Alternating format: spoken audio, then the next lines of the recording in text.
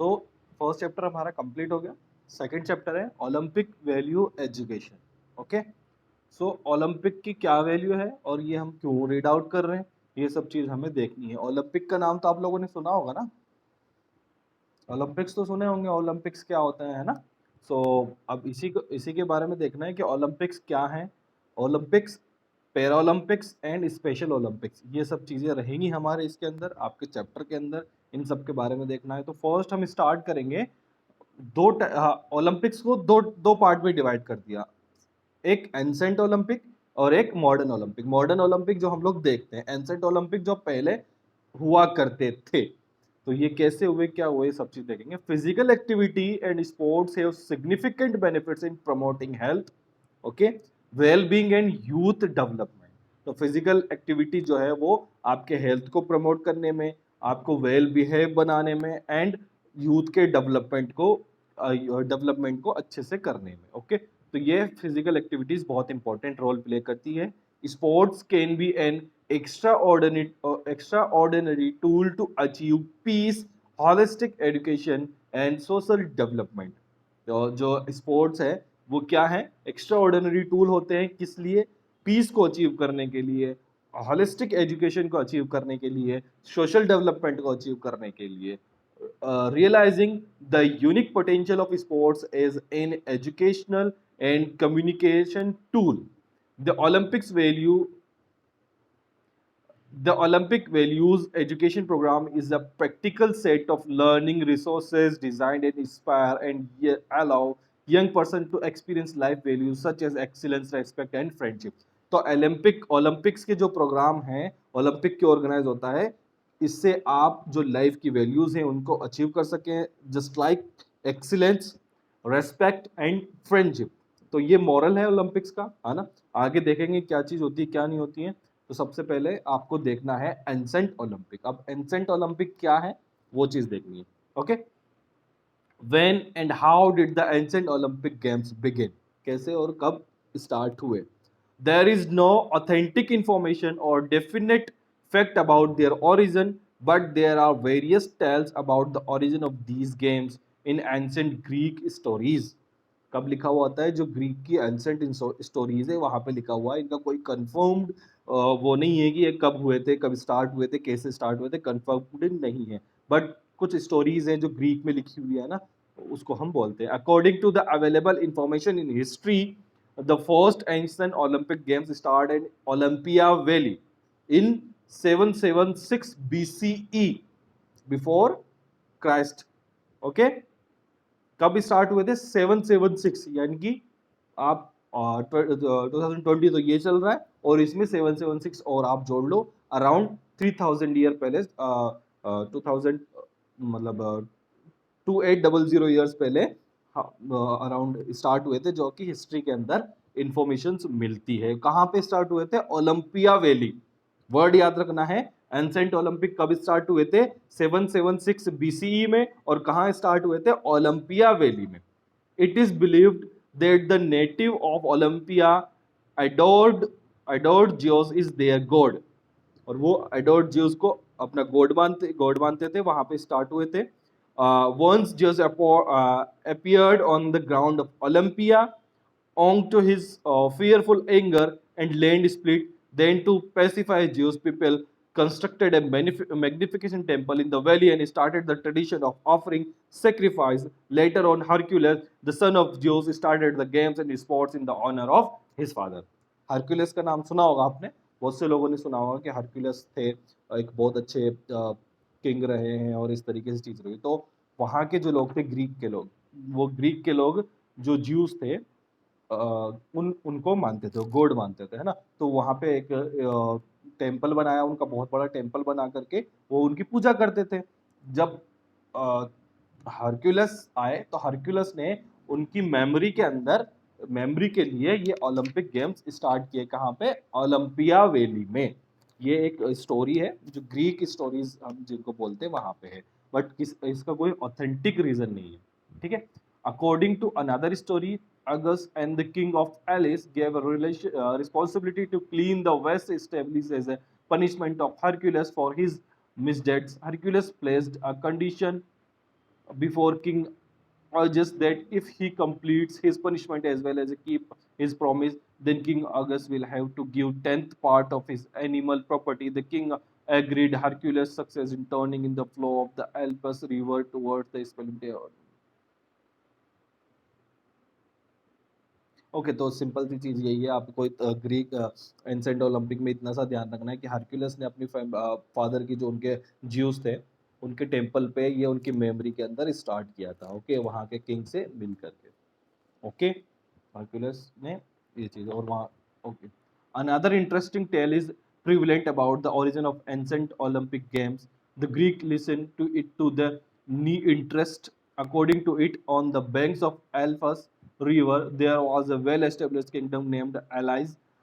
Hippodamia, the daughter of King uh, Onemius, was extraordinarily beautiful for the marriage. The king placed a condition. According to this condition, she was to be married to the person who would able to kidnap her 13 youth. बहुत सारी stories है ना, बहुत सारी stories है, आपको ध्यान रखने हैं। और इस तरीके से करते थे। दो तीन स्टोरीज हैं जनरली। स्टोरीज आपको ये याद रखनी कि हरक्यूलस से स्टार्ट हुआ था, हरक्यूलस ने स्टार्ट किया था। ओके और क्यों होते थे और किस लिए ऑर्गेनाइज्ड होते थे ये। According to another story, wrestling took place between the gods and goddess to assist their rights on this earth. The wrestling took place between Zeus and Coronos, in which Zeus became the winner. To celebrate the victory of games and sports were started. और एक story ये भी है कि जो God juice हैं और Kourounis है उनके बीच में ये रेसलिंग हुई थी और रेसलिंग में गॉड ज्यूस जीते थे, तो उसको सेलिब्रेट करने की वजह से ये स्टार्ट हुए थे। ठीक है।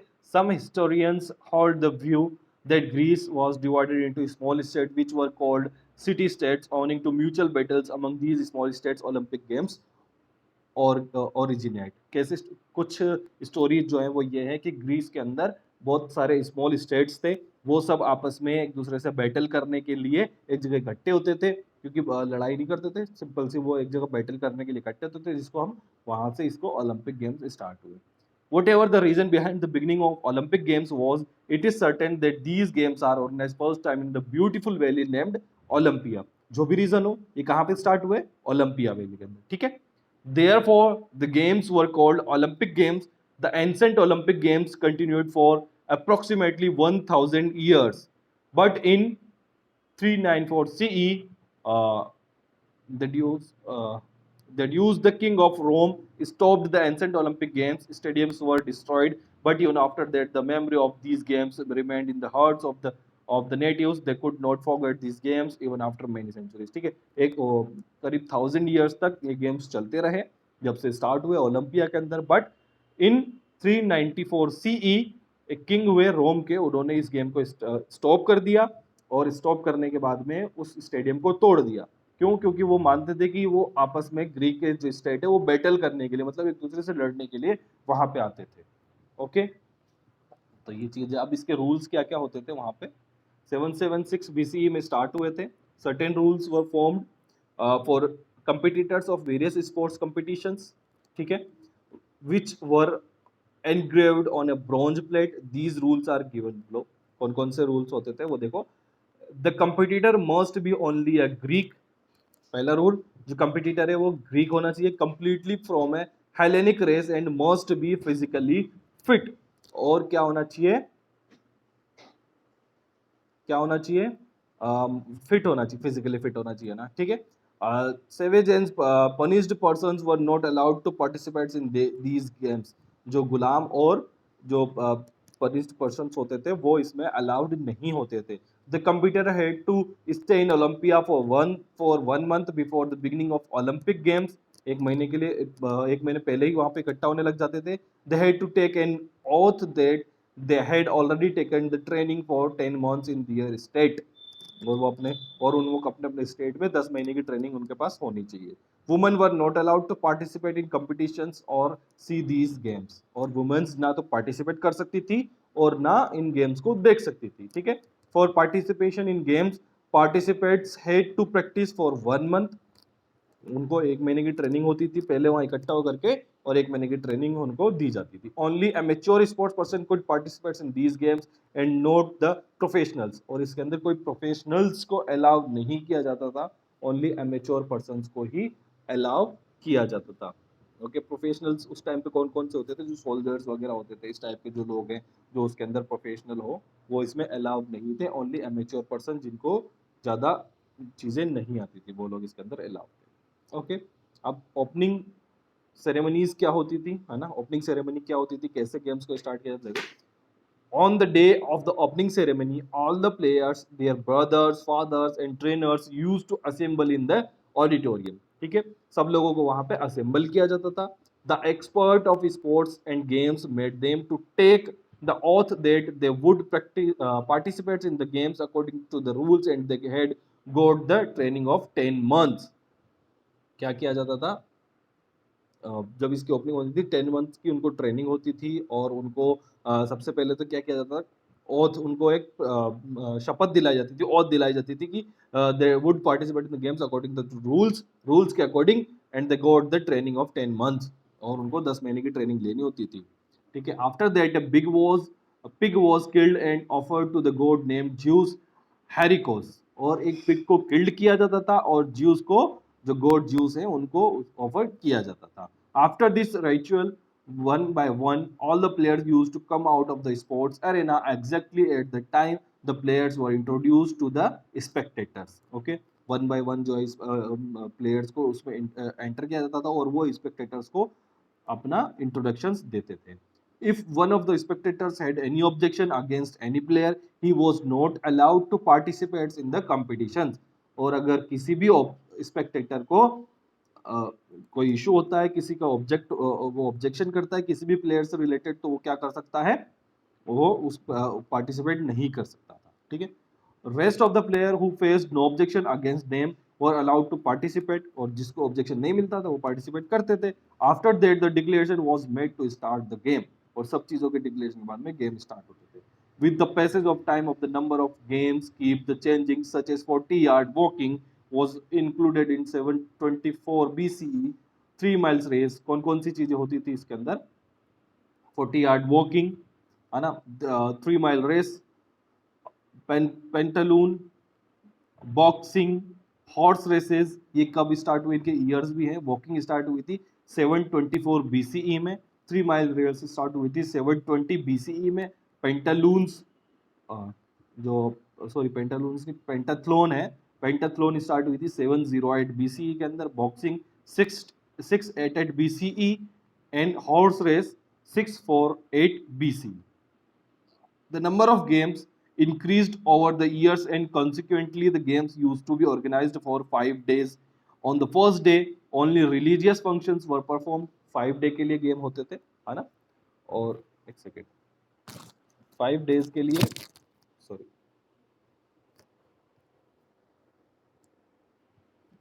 उस टाइम पे ओनली 5 डेज के लिए गेम होते थे। जो फर्स्ट डे है, फर्स्ट डे पे रिलीजियस फंक्शंस होते थे, और the second day was reserved for march past and introduction, and after that charity race, okay, horse race and pentathlon were held.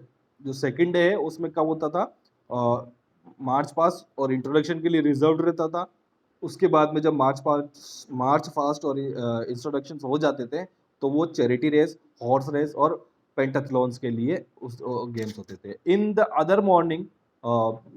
The morning of third day the ritual of sacrifice of animals was performed. ठीक है, after that, competition of races, wrestling and boxing were held. The fourth day was fixed for athletic events, wrestling and boxing. Fourth day में क्या होता था, athletic events, wrestling और boxing होती थी।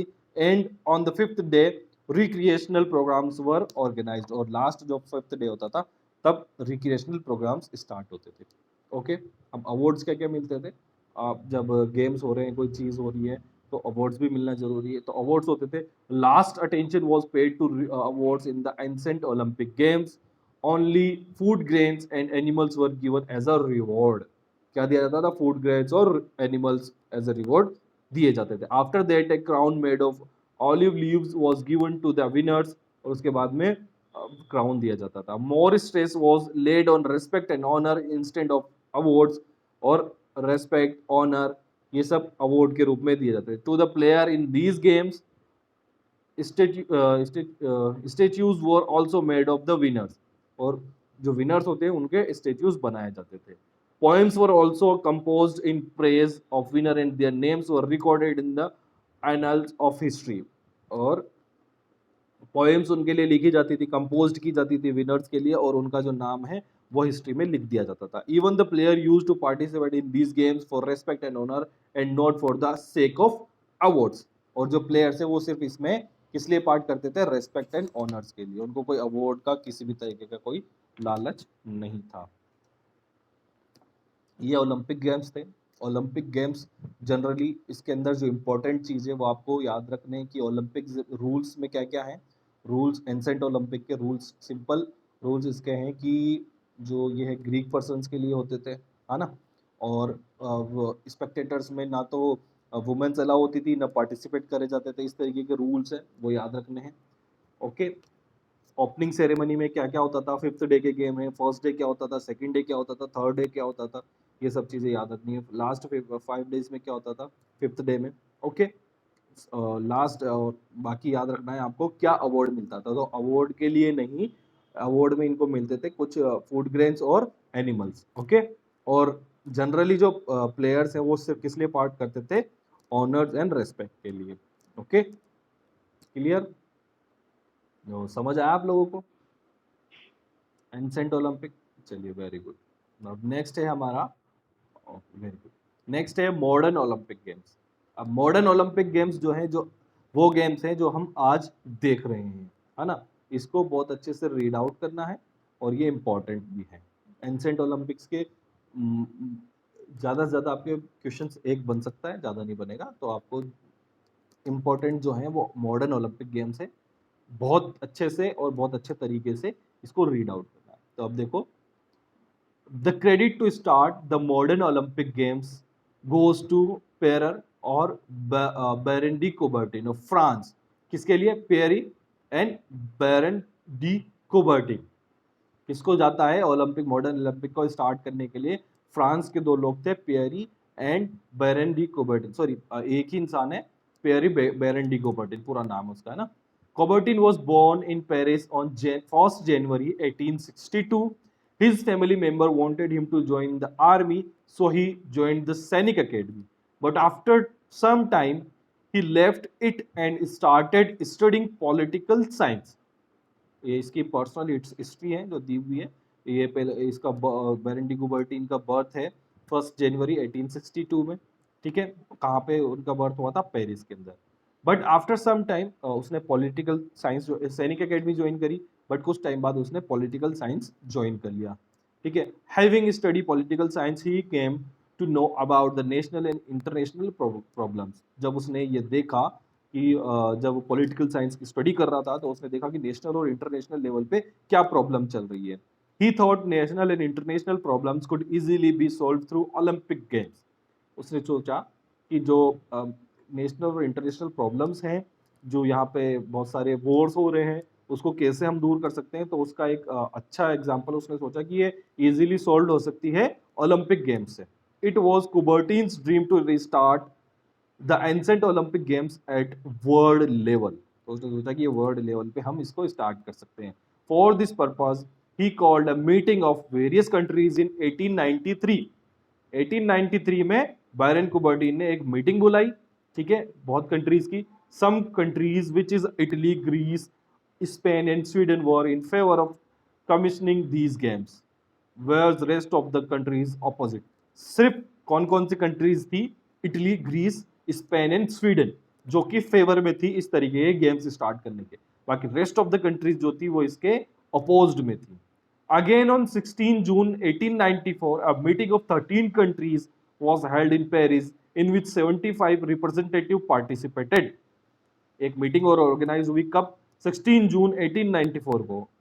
ठीक है, उसमें 13 कंट्रीज ने पार्ट किया और 13 कंट्रीज के 75 रिप्रेजेंटेटिव्स पार्टिसिपेट करे। It was praised over by Coubertin and it was resolve that sports competition should be held every 4th year on the lines of Greek Olympic Games and every nation should be invited to participate। और जब उन लोगों ने decide किया कि every 4 years में Olympics start होंगे और सभी कंट्रीज को इसमें पार्टिसिपेट करने के लिए इनवाइट किया जाएगा। अगर कंट्रीज पार्टिसिपेट करती है तो वेल एंड गुड है, अगर नहीं करती तो भी उनको इनवाइट किया जाएगा।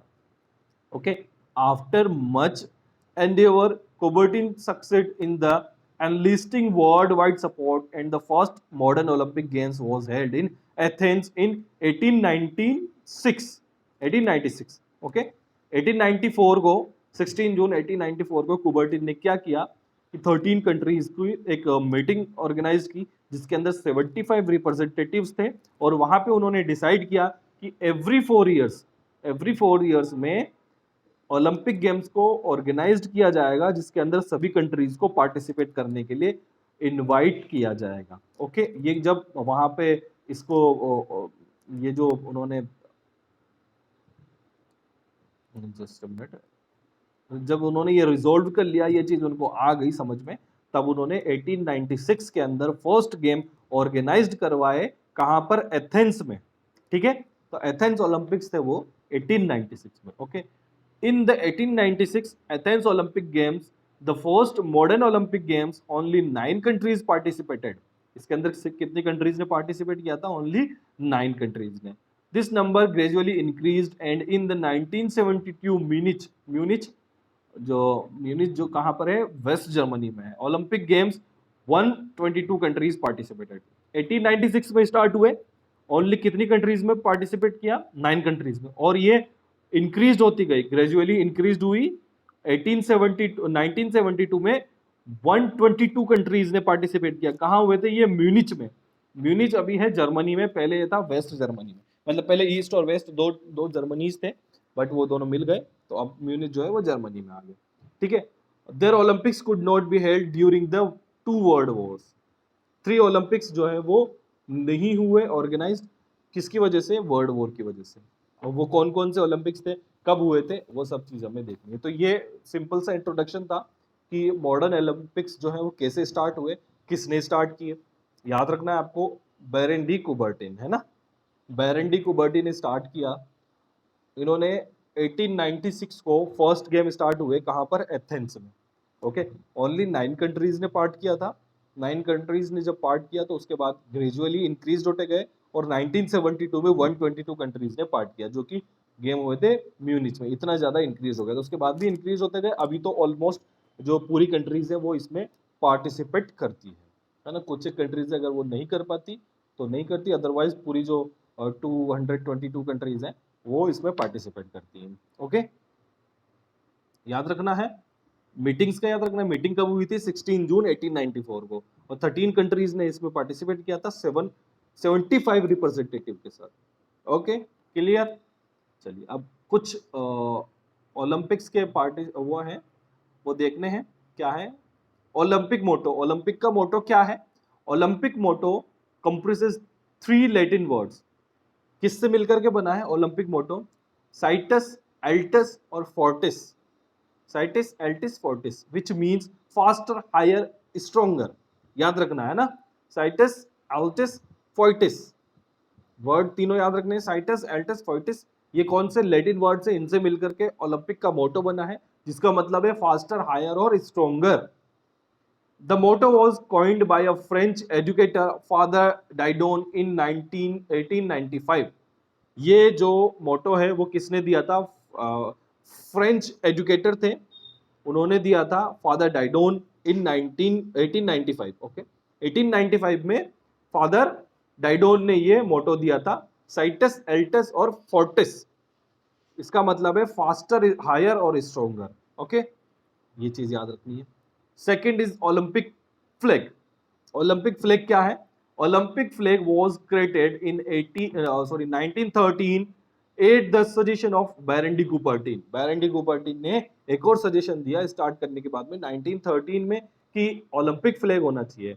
It was first solemnly inaugurated in Paris in June 1914, but it was hoisted for the first time in the Olympic Stadium at the Antwerp Olympic Games, which were held in 1920. Okay, जो 1913 के अंदर बैरन D Coubertin ने एक suggestion दिया कि हमको flag बनाना चाहिए Olympic के लिए। ये फ्लैग बन करके तैयार हुआ 1914 तक। ठीक है, 1914 के जो ओलंपिक्स थे उसमें बना पेरिस के अंदर, बट होस्ट कब किया गया? 1920 1920 एंटोप ओलंपिक गेम्स के अंदर इसको होस्ट किया गया।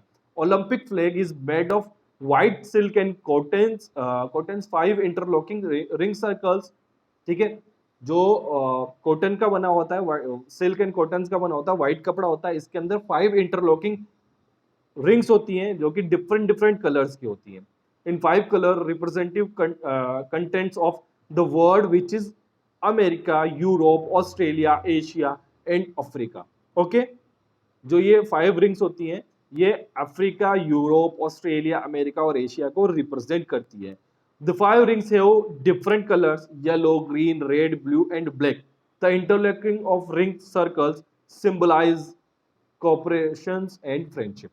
ओके, समझ में आया? सिंपल सा मैं आपको समझा देता हूँ कि ओलंपिक फ्लैग जो है वो एक व्हाइट और कॉटन के कपड़े का बना हुआ होता है। इसके अंदर 5 इंटरलॉकिंग रिंग्स होती हैं जो डिफरेंट डिफरेंट कलर की होती है। ये जो रिंग्स हैं वो 5 कॉन्टिनेंट्स को प्रेजेंट करती हैं: Asia, Africa, Europe, Australia, America. Okay, इन सबको ये प्रेजेंट करती है। क्लियर? और ये इंटरलॉक्ड क्यों होती है? ये इसका इंटरलॉकिंग इसलिए होता है क्योंकि ये सिंबलाइज्ड करती है कॉपरेशन एंड फ्रेंडशिप को। समझ आया? ओलंपिक मोटो और ओलंपिक फ्लैग। चलिए,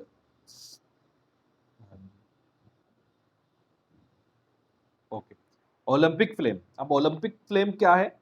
Olympic flame is a symbol of knowledge, life and happiness. It also symbolize peace. This flame of torch is lighted or kindled in Olympic village of Greece, and it is carried by the runners to the place where the Olympic games are going to be organized.